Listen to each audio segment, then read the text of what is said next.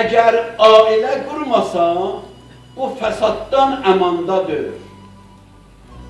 Özün fəsada məruz qoyur. Ondan axırda Həzrət buyurur ki, لِأَنَّهُنَّ bəşər. Bu da insandır da. لِأَنَّهُنَّ bəşər. Bu da insandır. Nə qədər özünü saxlayarsan?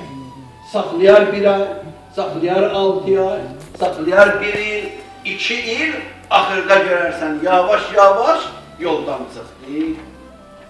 İndi də ki, əlhəmdülillah, yoldan çıxmağa məsələ çox asan olur.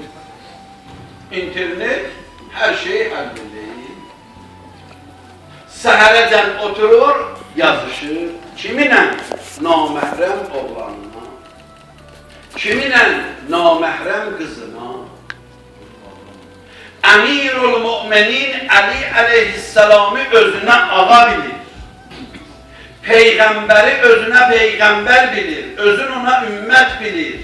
Amma səhərəcən naməhrəmlərlə danışır. Nə danışır?